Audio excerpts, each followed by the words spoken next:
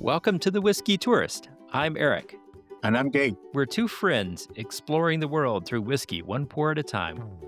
Each episode will take you to new destinations, uncover local whiskey culture, and share the flavors, traditions, and people that make every place unique. So grab a glass, pack your curiosity, and come along for the ride.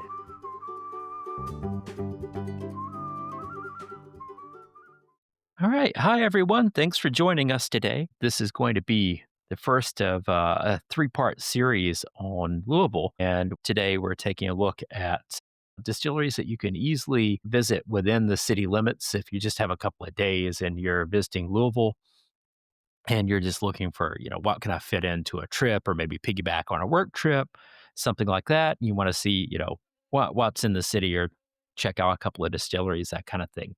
So we're going to cover a number of these that you can hit just in a day or two within the city limits, and then of course stay tuned for the follow-on episodes where we're going to have part 2 of this series where we're going to take a look at things outside the city limits. If you got a little more time or you're planning a specific trip to the Louisville area to check out distilleries, we'll cover a few that are outside the city limits if you've got more time to get there.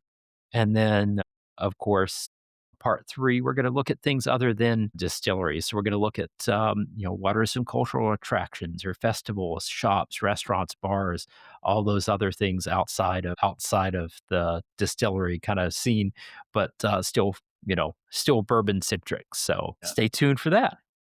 Yeah. So this episode is where bourbon meets city life. As Eric mentions, the history, the craftsmanship, and a whole lot of great stories packed in a few walkable blocks. One of the things that I love most about Louisville is how walkable and friendly it is for whiskey travelers.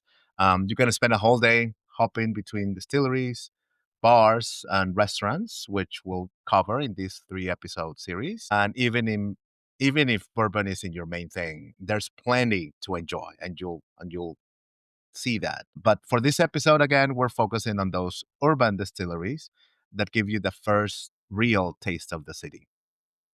And man, Louisville is chock full of urban distilleries and tasting rooms. And so there will be no shortage, even if you just have a day or afternoon or a few hours to fit in more than you might expect. So, Yep. Those right in the city center, from the iconic Whiskey Row to other few hidden gems just nearby Whiskey Row, where you can just walk on or maybe take a quick Uber. Or in some cases, even one of those, what do they call it? the scooters, the Lime bike. Yeah. The scooters. Yeah. Oh my gosh. Yes. Just beware not to scoot drunk. Correct. All right. Well, let's jump right in. So, just to give a little bit of history here about how Louisville became Louisville and sort of the capital of bourbon in Kentucky, as it were. Well, actually, that's probably Bardstown, but Louisville is the one everybody gets into easy because that's where the airport is. But it started out in the late 1700s as sort of basically a frontier settlement at the time. And this is back when Kentucky was still what we know of today as Kentucky, was still considered part of Virginia. So you had settlers moving west, and it was originally settled by George Rogers Clark, famous from the Lewis and Clark expedition. This is prior to that, but they set up the Fort Nelson, which is prominent in one of the distilleries we'll talk about later. But they established a fort there in the late 1700s. And then, of course, with the falls on the Ohio River, they couldn't send flatboats down the river, right? So you had to pull the flatboats out and take the cargo off of that and port those flatboats around the falls so it could continue down the Ohio to the Mississippi and on down to New Orleans.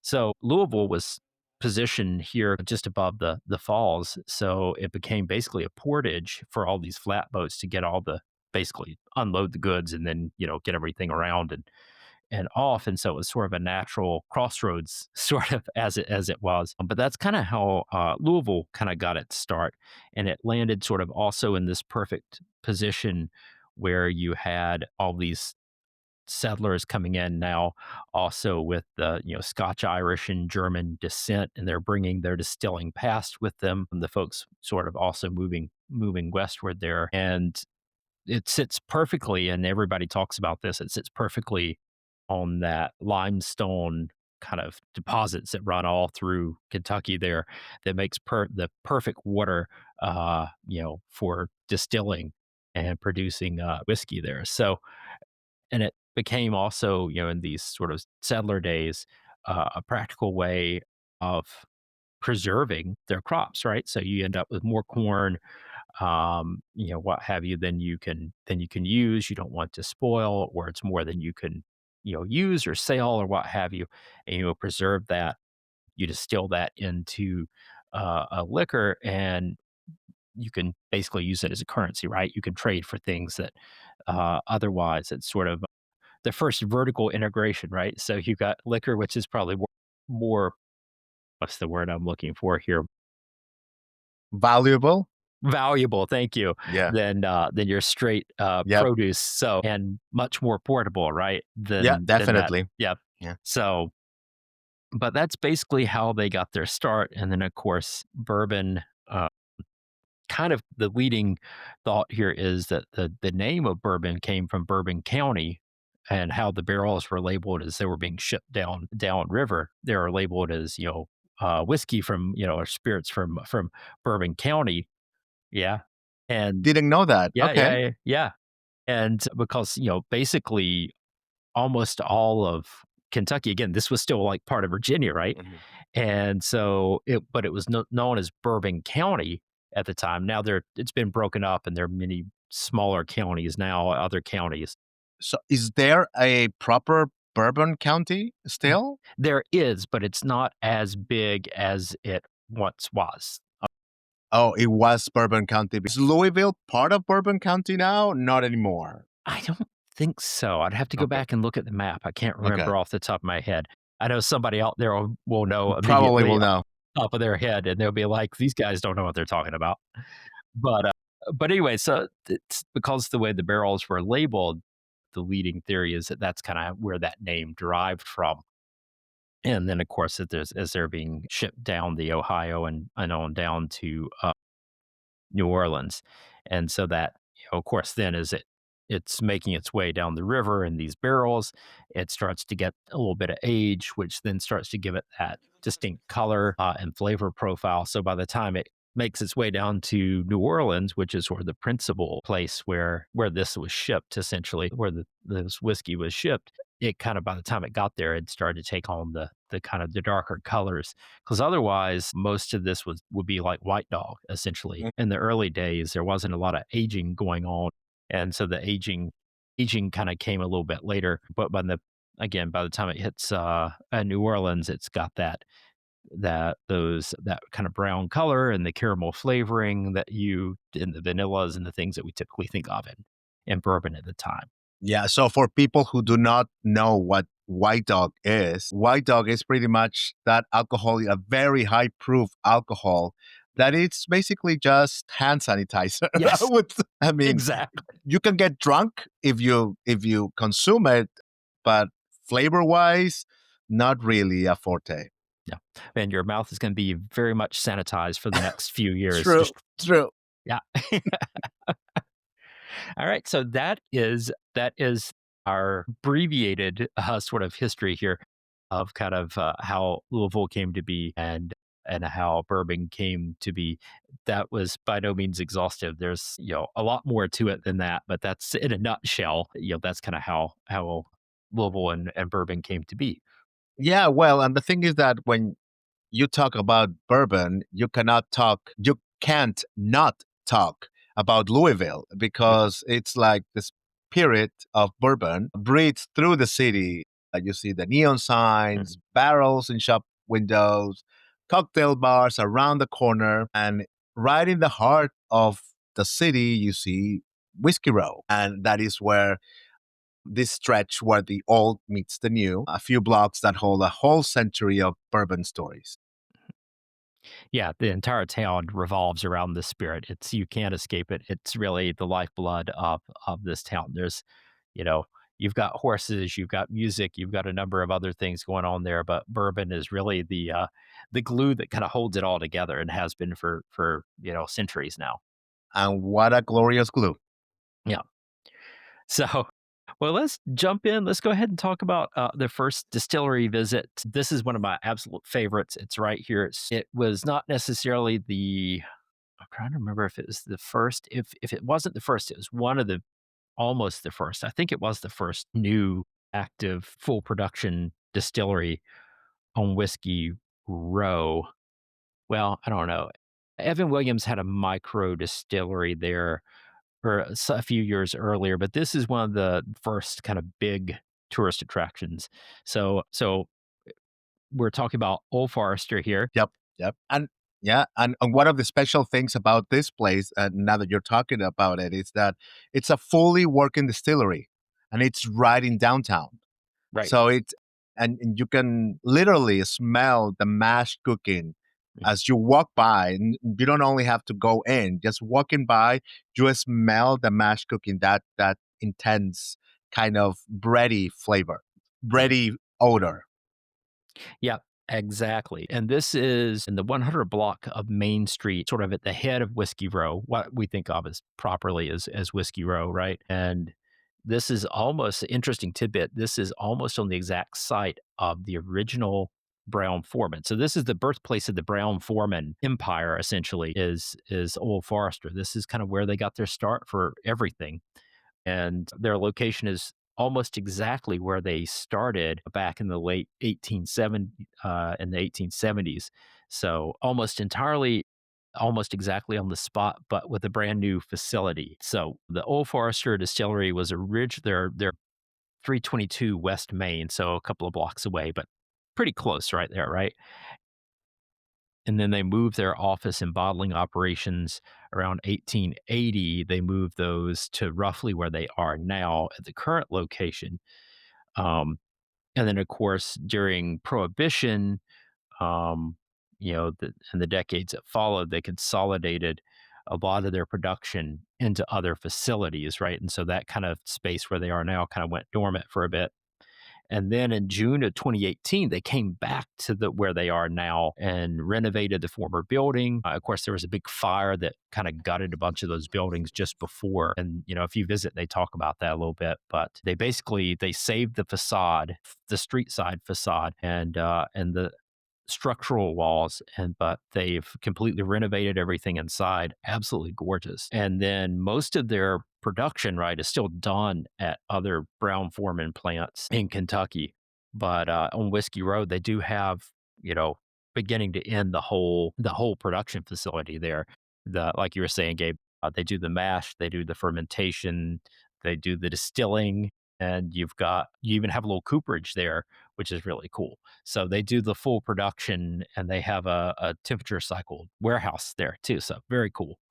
Yeah, and besides the whole production, depending on when you go, you can also start the day with a drink at George's Bar, Uh, right?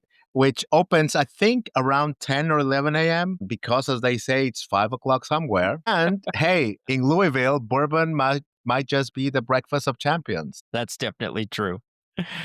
It's very cool. So one of the things that they claim, there is some competition to this claim that they were the first bottled bourbon. There were a few that I think actually happened before them, but they definitely were one of the first. Nobody's coming forward to challenge them on it. I'll put it that way. We found a few that advertised being sold in bottles before, but nobody's coming to challenge them. I think those distilleries are no longer in operation. But anyway, so that, they started out really as farmer, right? So uh, Brown Foreman was George Garvin Brown was actually he was working at basically a pharmacist and a mercantile, and marketed this drugs and pet drugs and whiskeys to doctors, right, before this, and that was kind of the entry way into this Mhm.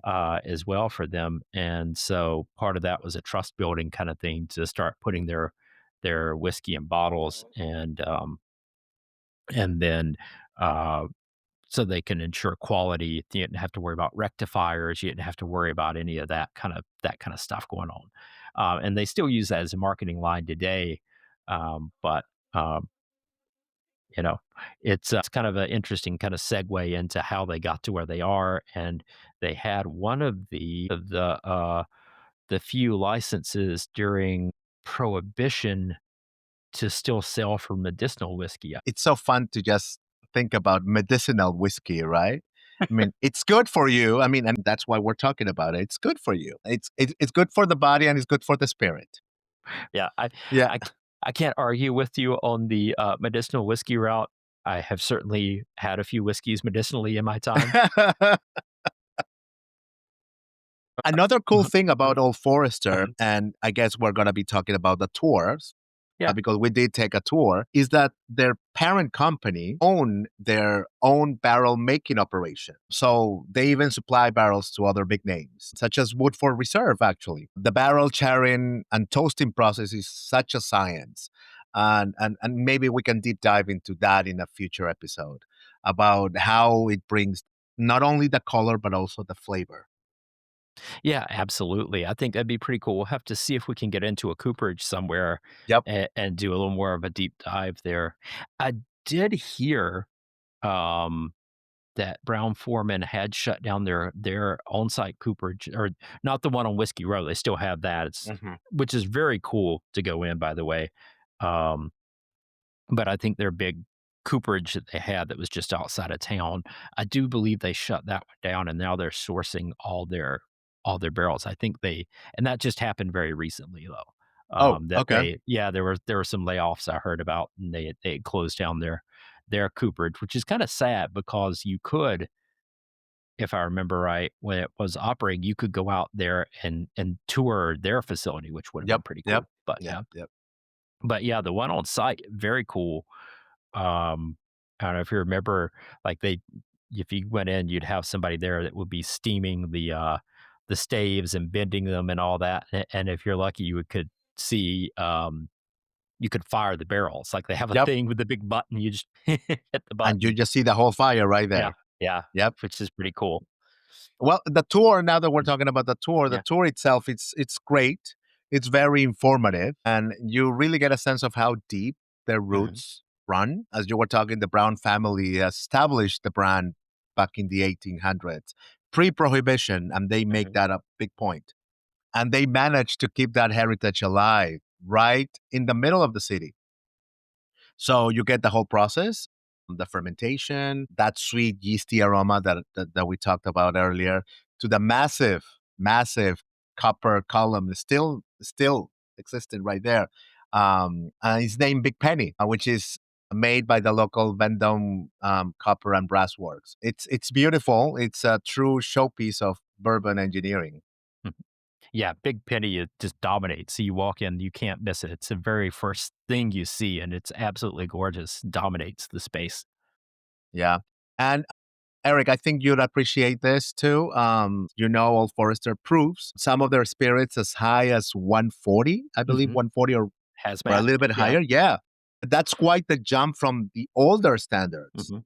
which were lower, of course, a Mhm. lower proof. So, what do you think about how proof impacts flavor and versatility, especially?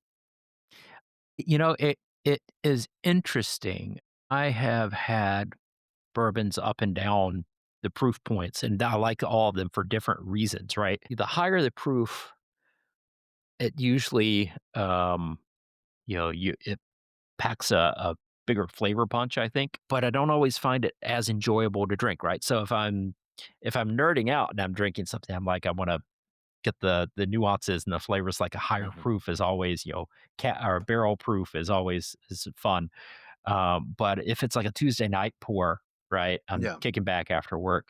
I like something around 110, somewhere in there. Uh, it's kind of cool, their core lineup. So they have their Whiskey Row series, and I will say the Old Forester single barrels are brilliant, and I've had a lot of good single barrels from them. But their core lineup on the Whiskey Row lineup, they do this a little differently from a lot of other distilleries. So they have their Whiskey Row lineup is done by years, and each year basically represents. chapter, right, in their history. So you've got the 1870, which is pretty close to the original recipe, the original style. And then you've got 1897, which is their bottled and bond 100 proof offering. You have 1910, which is their prohibition style.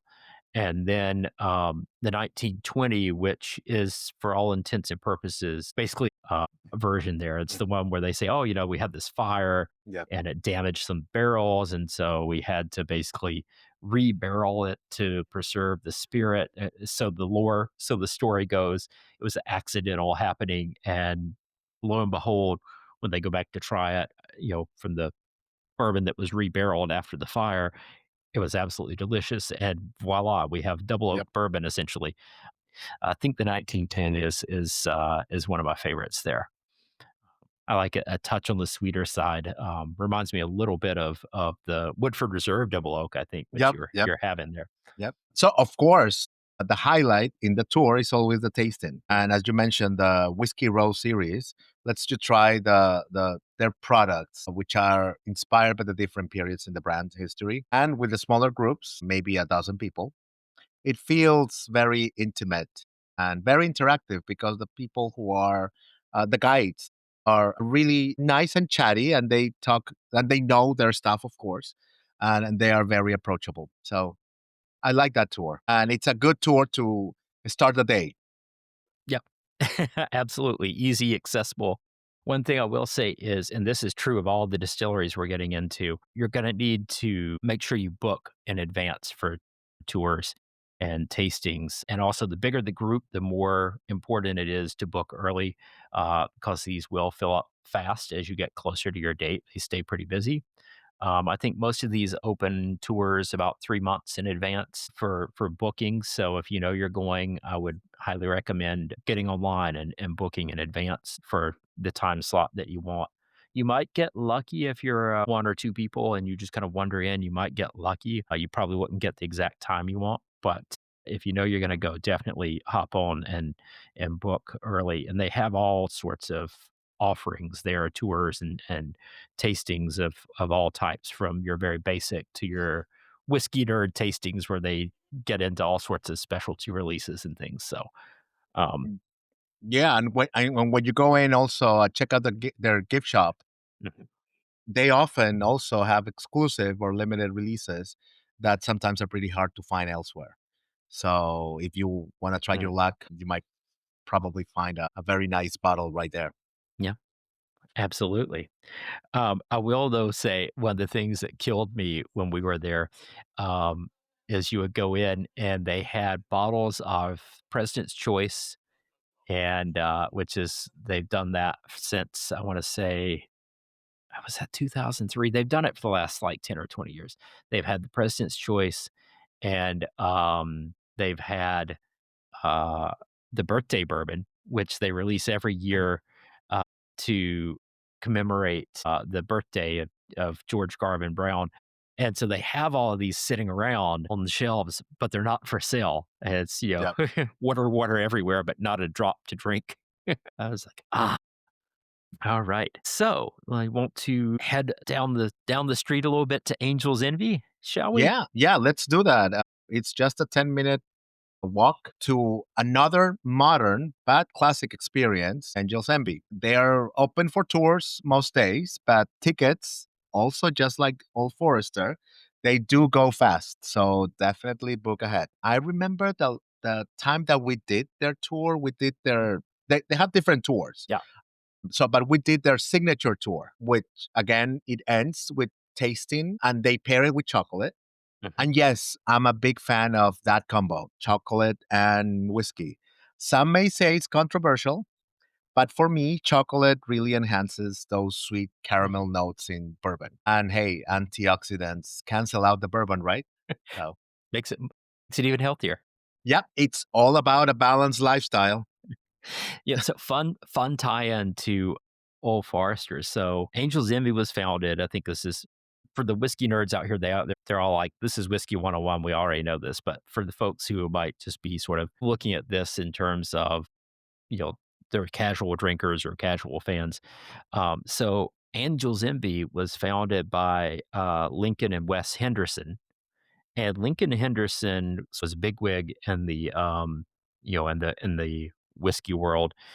He got a lot of his sort of laurels came from his time working at Brown Forman, right, the parent company of Old Forester. So he made his basically he made his bones at Brown Forman, and then working with things like Woodford Reserve and Gentleman Jack, and then before moving into to starting Angel's Envy in the early 2010s. So around 2010, 2012, something like that is when they Mhm. got their start. Around 2016, they moved into that spot that we know now, right down there across from the Louisville Bats, from the minor league baseball team, and that building is very, very cool. You go in, it used to be a old industrial building. I think there was an elevator company there around the turn of the century, and some tool companies and stuff. But it's a very, very cool building. If you haven't been. Yeah, well, the distillery itself is sleek, is modern, but again, their design is Mhm, still rooted in tradition, mhm, as you were describing it. They're big copper column still, mhm. just like Big Penny. It's not named Big Penny, of course. It's also made by Vendome, Yeah, though, and it's a sight to behold. yeah, 3 stories tall. It's yeah, huge. yeah, massive.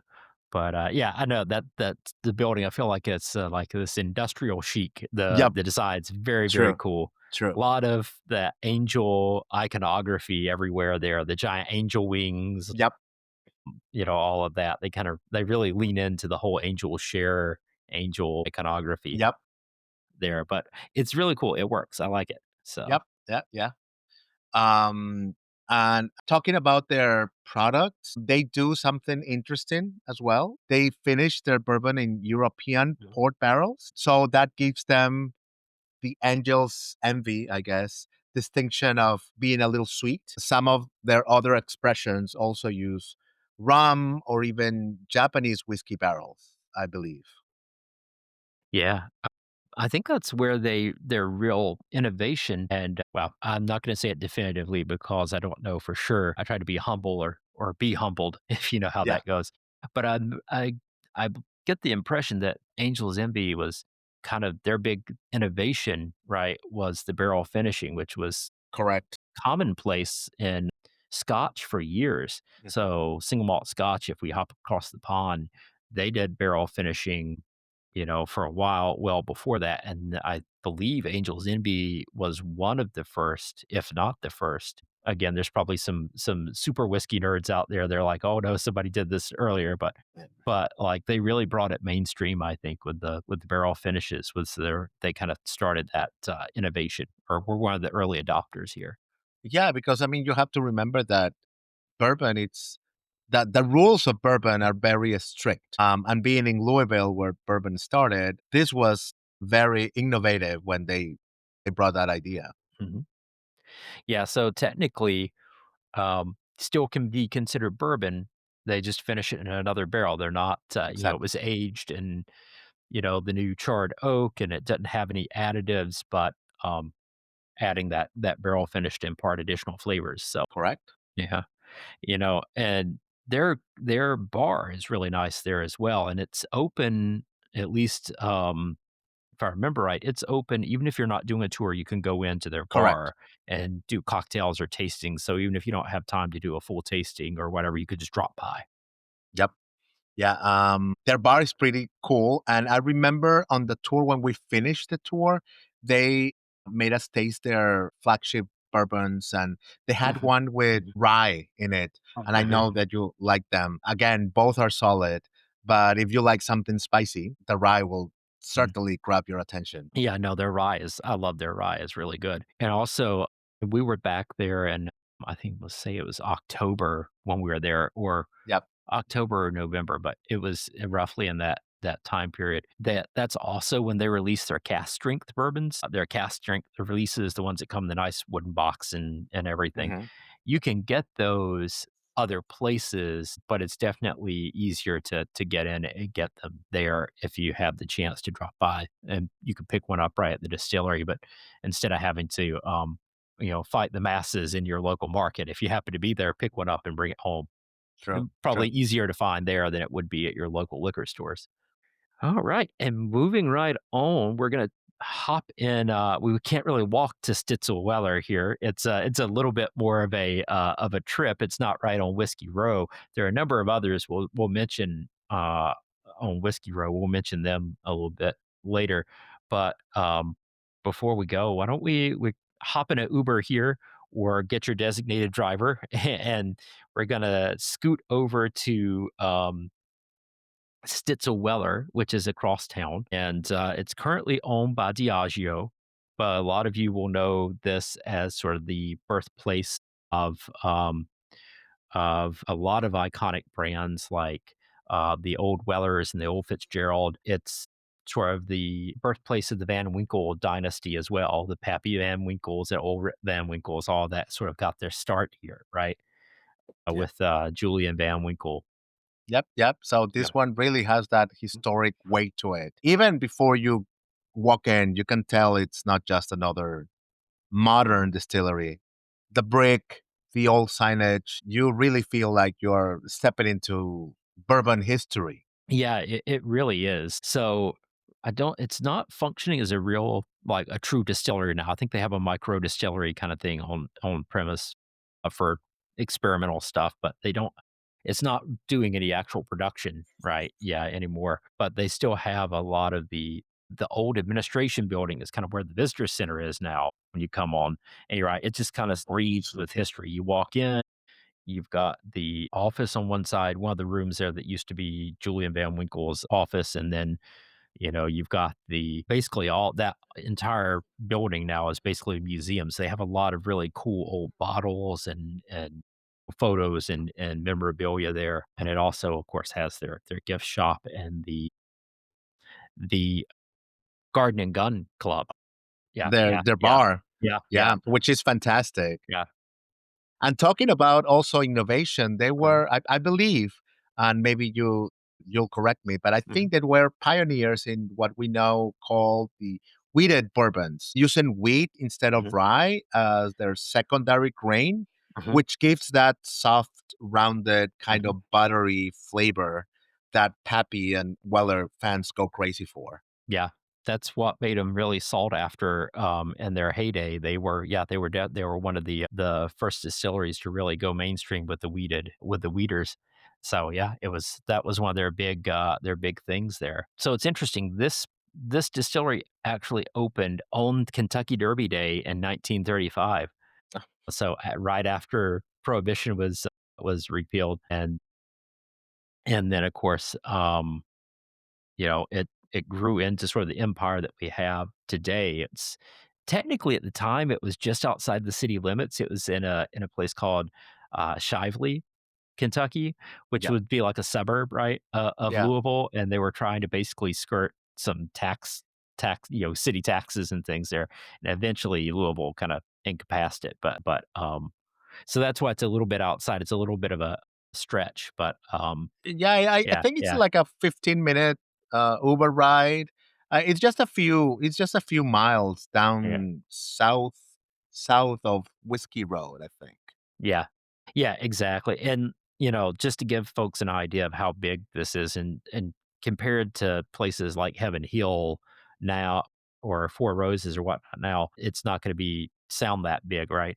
But, at their peak, they had something like 18 rick houses, and they could handle something like 300,000 barrels, which was, fairly big before we hit the most recent bourbon kind of boom that happened since 2000. Like that was a really big operation back in the day. So it was pretty huge. They had, you know, not just the still house, but they had a cooperage. If you take the tour, you get to go in, you can see the old cooperage and the barrel workshop and all of that, the rick houses.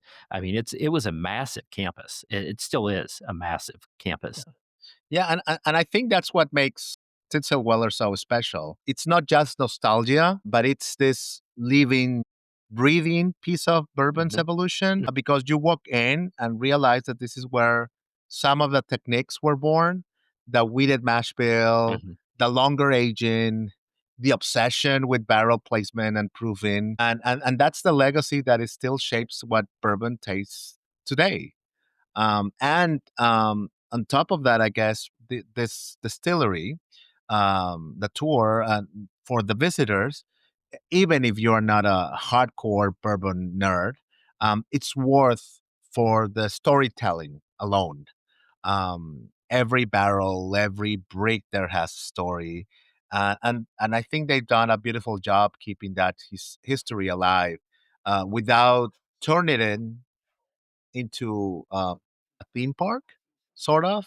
It's still, you can feel the history, but it's not hokey. Yeah, no, there's very you're just soaking in that history. It's pretty cool. You know, one of the stories I love the most is Julian Van, old Pappy Van Winkle. Yep. So he kept a gun in his office and he would shoot game bird out the window of his office and Hmm. they would cook it for they would, go retrieve it and cook it for staff. With one of those colorful stories. You kinda had to watch your head if you were walking around this distillery back in the day and not get in between him and a game bird. Yep. Yep. Yep. So I think that Yeah, if you're planning your Louisville bourbon trip, your yeah, visit, mm, Stitzel Weller should be near the top of your list, yeah, absolutely. especially if you want to feel that connection between the past and present. And if you want to skip the tour, you can skip the tour if you already done a few, but go to the gift shop and definitely go and check out their bar, Garden and Gun Club, right? Yeah, yeah, Yep. it's, ties into the magazine. I Yep. think they've got a few of those spread around the country, but that one's really cool. Yep. Yep. Yeah, right now they do I'm trying to remember what they have in the bottles you can get there. So they have, of course, the Blade and Bow, right? Hmm. Is a big Yep. thing, and they age some stuff there for that. I think they're also aging some stuff for Bullet there Yep. now Yep. They as do well. that with them. Yep. But they've also got that the Blade and the Key Club, Blade and Bow Society or what have Yes. you. So, Yes. like, if you collect all the keys, all 5 keys from the bottles, and that ties into the history, right, with Yep. the 5 keys to success, like Yep. in whiskey making, right? So this is the building where they famously kept the keys on the front door so that people could, walk in and see them anytime they wanted to, so very Hmm. transparent, right? And then each of those keys that they have on the bottles on the, Blade and Bow whiskey, the Blade and Bow bourbon they've got, it's, each one symbolizing, either grain, yeast, fermentation, distillation, and maturation. And if you collect all 5 of those numbered keys, and then you can, bring them in and you'll get they have the cups that you'll Yep. get your own, engraved name on, and then if you go, you can they'll bring you your own cup and whatnot. Apparently, so there's like they have like a version of that for the 22-year-old Blade and Bow, which is really, I mean, that's something I don't know that I would be willing to buy 5 different bottles of the 22-year-old. It's good, but I don't know it's that good. But apparently that club has something like 5 or 6 members, and it's only a handful Wow. for that one. But you can, if you're curious, so they do have the 22-year-old there by the pour. So if you go to the Garden and Gun Club, you can do the Okay. 22-year-old Okay. by the pour. Yeah. So, but then they've got the IW Harper there, right? Also, Oh, which is kind of cool. That was for export for a long time, kind of like Four Roses. That was like only for export, mostly to the Japanese market for a long time. mhm. And then they do some stuff with, since it's Diageo, they do some stuff with the orphan barrels there too, which is basically they get, these odd lots of barrels and highly aged barrels, usually somewhere between 15 to 18 years, usually in the blends, but they have a whole another line there of this kind of high aged stuff from these honey barrels essentially that they've had for a while. So they do all that there, which is pretty cool. And you can try all that there as well, which is really neat. All right. So I think before we wrap up, let's touch on a few other Louisville favorites worth mentioning. And I think let's start with Michter's. What do you think? Yeah, why not? Yeah, I like yeah. Michter's. Michter's is very tasty. Yeah, so I didn't get to do this tour. I didn't get to Mhm. visit. I've only visited the gift shop. But Eric, I know you did. So so tell me what stood out for you on the tour and the pours. Yeah, Michter's is really cool. I loved Michter's. It's got a fun history. So it ties into originally the brand home was in Pennsylvania and they mostly did rye, right? In Pennsylvania, ties into Shank's Distillery.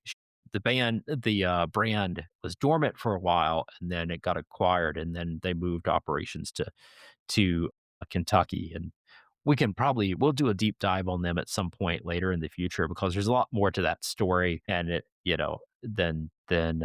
than I have time to get into right now. But anyway, so they moved it to Kentucky. Now, the distillery itself, um, or their site there on Whiskey Row is very cool. It's right across from the Century 21 Hotel, which we will get into, Yep, and Proof on May. We'll get into that in a future episode. But it's very cool. It's very distinctive. It's like this old stone brick, and it's got a stone facade on the front facing Main Street, and it's got that turret, that tower kind of yep. comes up the top. And the building is kind of cool. They've been used for all sorts of different things over the years. It's a really cool building. And I'm trying to remember. I want to say they had I can't remember. There's all sorts of businesses that had been in there in the last, 100, 150 years, whatever. It's a very old building. Yeah, the Um, building is gorgeous. I did go to their gift shop. The uh, building itself is it's very yeah, nice, restored brick, mhm, lots of glass as well. But at the same time, kind of feels intimate. yeah, Um, I mean, it's grandiose, but it feels intimate. yeah. I don't know how to describe it, It but yeah, it's soaring. It's very tall, but yeah, it's very cozy on the inside. It's not huge. Like it's like you go through the gift shop and there's this wall, and then you walk through this door in the back, and boom, you're right. The fermenters and everything are right there, and they have the old they use, cypress wood fermenters, which are hmm kinda cool, kinda like, Maker's Mark, the wood fermenters, and they've got the all that right there. So it's very cozy, and once you get into it, I mean, it's not a huge operation right there on site, but the other cool thing so two tidbits of history there are that I think are really cool. 3 things, actually. So, 1, they have Fort Nelson Bar, which is on the top floor, yep, and you can try all sorts of stuff by the pour. Really cool, a lot of great cocktails. You can get into all sorts of deliciousness there. It was and a couple of the cool history bits here is on the building, they were going to be the first true distillery to return to Whiskey Row, right? And then they got this building, a very cool building, and then as they started to get in to do the renos and get it started, there were massive structural issues, right? And so one of the walls was basically had was like leaning out several inches, like it was like going to collapse, right? The structural they had to do a lot of structural reinforcement and everything to get it up and running. And so instead of being, the first, it took them, I don't know if it was several years. So it delayed their opening by a number of years because they were trying to get all this structural work done on it. So they were, in fact, they had planned to be the first distillery returning to Whiskey Row, but ended up coming much later. And then, of course, the way it gets its name, which is the cool thing about this, it's built on the site of that original fort. So if we jump all the way back to the beginning of this hmm episode, and we talk about the original fort that was set up by George Rogers Clark. So this is built on the site of the original Fort Nelson that was set up during the sort of that frontier fort when they were moving west. And so that's how it got its name, Michter's Fort Nelson, is it's built on the site of the old fort, which was right there on the banks of the Ohio Nah, River. okay. Yeah. So that's a little bit of the background for that. So absolutely love Michter's. Definitely check it out if you get the chance. If you're visiting, it's a fun visit again. And again, just like Angel's Envy, the cocktail bar is open. If you don't have time to do a tour or whatever, you can still pop up and do a flight and sample some stuff there. It's very cool. Yep, yep, and the gift shop too. Mhm. Yeah, yeah, Yep, exactly. yeah. Also, right there, not no Whiskey Row, close to Century 21 Hotel and close to Michter's, you'll also see Pursuit Spirits. And I missed it too. However, I know, Eric, you got the whole shebang experience, right? We did. I did. I absolutely love this. So they've got their tasting rooms. They don't have the full distillery there, but they have a tasting room Yeah. set up. So fun story here. If anybody, I'm sure, again, all the whiskey nerds out there know this already. But so Pursuit was founded by Kenny Coleman and Ryan Cecil, Hmm. who started the Bourbon Pursuit podcast about a decade ago. And so they kind of came to this in a roundabout way, kind of reverse order. So they started with the podcast and then they got into releasing their own whiskeys and getting their own whiskey brand. So it's usually distilleries will launch a podcast to support the brand. And they started with this really fantastic show. They get a lot of great interviews and just really cool guys. Their bourbon is absolutely fantastic too, but their main lineup is absolutely fantastic. So they're an NDP, non-distiller producer, at least for the moment. So they have some contract distillers that basically produce to their specifications, and then they do blending of their bottles and everything there themselves. But they have a great site right there on Whiskey Row. You can go in. They've got different kind of experiences. The whole shebang is pretty cool because they essentially mimic the experience of a barrel pick where you go in and they have 6 barrels. They'll have 3 bourbons and 3 ryes. And you do all of this blind. So you don't know which one is which. You don't know, so their standard lineups use triple mash, right? So Hmm. basically they have 3 different mash bills produced by different distillers, different contract distillers that they partnered with, and then they blend those to get their signature, their core lineup.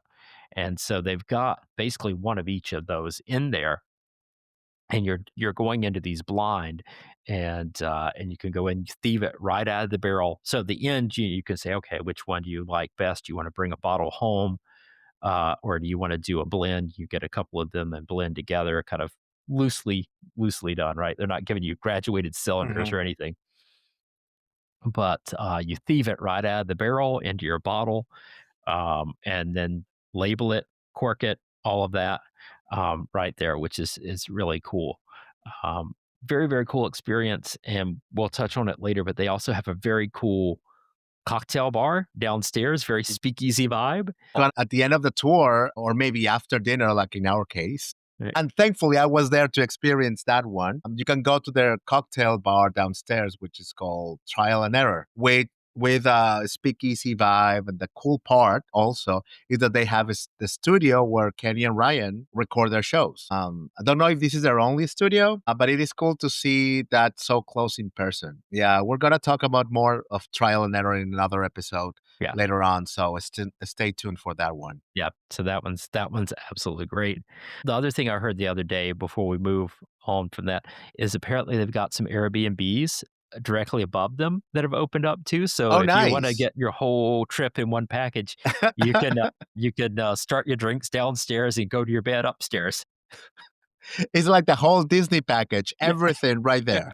exactly. Did you want to touch on the Evan Williams right there? Also, right on Whiskey Road. That's another stop that I think it's not necessarily my first choice, but if you're right there, I think Yeah, if it's your let's first do time, that. I think you should do it. Yeah, Definitely. It's a bit smaller, but super approachable, especially for folks like myself who are a bit new to bourbon. The tour starts with a short film, a little theatrical, but informative, walking you through the life of Evan Williams, who was Louisville first commercial distiller.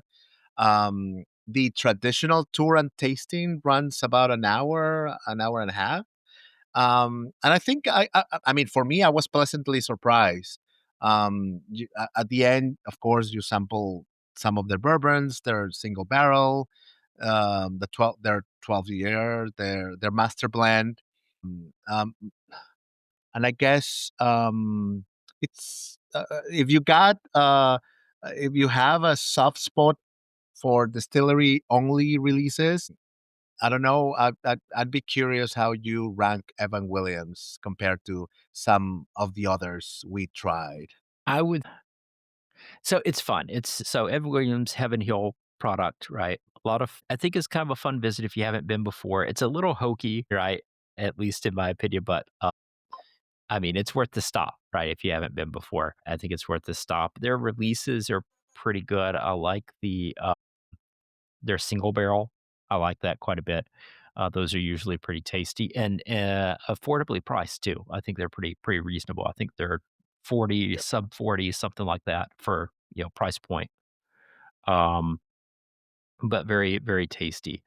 Um, I think the most fun part of that, I love the giant Evan Williams bottle that looks like it's being Yes. poured. You walk in, it looks Yeah. like the giant glass pouring Yeah. out. Yeah. Yeah.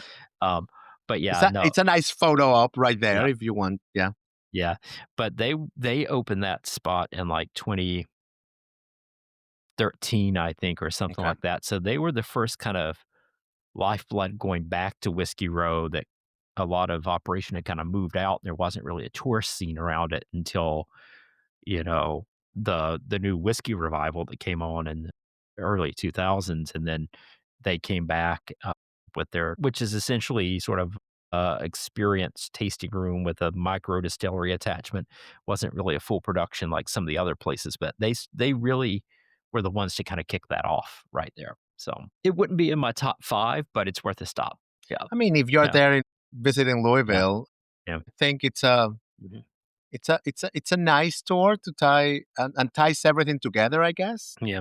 So one more that I'll mention before we move on, and I think this might have been one of your favorites as well. But if we go back down the other end of Main Street towards Angel's Envy, right, and that neck of the woods a little bit farther down, we've got Rabbit Hole, which has a really cool history, a really cool backstory to it. It's very modern. I think we both really enjoyed that one.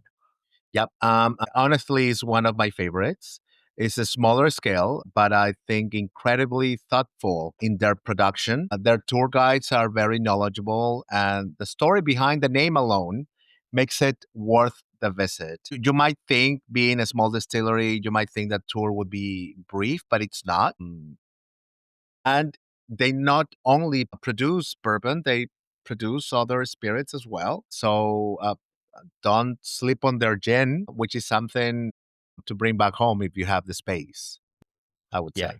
It reminds me almost like a limoncello light. It's got a very Yes. citrus kick to it. Yeah, their barrel rested gin is excellent, Yep. but Yep. I love too that their cast strength releases all feature local artists and they each year have very distinctive artwork on their cast strength releases, which are very cool. And all that the modern architecture there, absolutely love Rabbit Hole. I think it's just the coolest thing ever.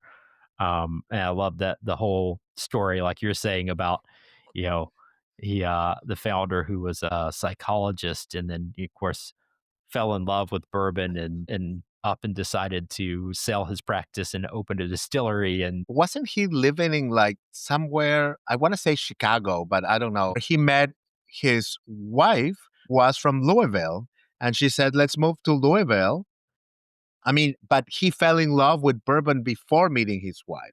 It was kind of like meant to be. So that's where the name Rabbit Hole, I yeah, guess, came. yeah, Yeah. that's going down the rabbit hole. She's like, Correct? well, we're going down the rabbit hole now. So, Yeah. but I think their first year they did the cast strength releases, the artwork was the Alice in Wonderland theme, so they had all these Oh, Alice in yes. Wonderland, Yep. artwork on the bottles, which is pretty cool. But yeah, no, it's a beautiful distillery. I mean, just the lines and the artwork and the glass and Yeah. it's all absolutely gorgeous. It's Yeah, modern, it's sleek, it's very yeah, nice. yeah, Yeah. exactly. So I guess Louisville downtown is basically a bourbon lovers playground. You can hit the Old Forester Distilling, the Angels Envy Distillery, the Rabbit Hole Distillery, all within walking distance, or Stitzel Weller if you want to take a short Uber ride. And that's the beauty of it. You can make an entire weekend just out of Whiskey Row, grab a tasting, a bite, maybe a cocktail in their bar, and then just wander. Yeah, exactly. And there's a ton more. We didn't have time to get to obviously to everything on Whiskey Row or in the city limits proper, but you can't, throw a rock and not hit a tasting room or a distillery in Louisville. So there's options abound inside the city limits there. And pace yourself. Pace yourself, pace yourself. There's so many options here. And I think one thing I will say from past trips, I sometimes will go and I'll be over programmed, where we'll try to do too much. And I think it's much better to do, maybe 2, 3 tops a day and take your time to really get to Correct. enjoy it and experience it, sit and lounge a bit. Don't go just one to the next, to the next, to the next, just to say you did it or to see it, because you can always come back. It's, some of these you really want to take your time and enjoy the experience of being there. And that's doubly true for things outside of the city limits, which we will get into in a future episode. Yep. Yep. Yeah, yeah, yeah, yeah. So before I forget, we're gonna have links in the show notes to all the distilleries that we talked about today, and we'll have some background and there as well on the tours and other things as well. Some of the stuff that we weren't able to cover today. So all that, check the show notes for all that information as well. But yeah, so on to our last call, our favorite pours and experiences. All right. Last call it is. So how I about want to you? start. Yeah. So from Old Forester, I want to say the 1920 Prohibition style. It's a high proof, but it's a full bodied proof, I think. And then my second one, which probably would have to be my first choice. I'm going back to my favorite one in Louisville proper, Rabbit Hole. Their 4 grain mash bill, and I think it's a great value as well. I think it's a very nice pour. It does have all that toffee, that caramelly notes that I actually like in bourbon. Yeah, How about I you?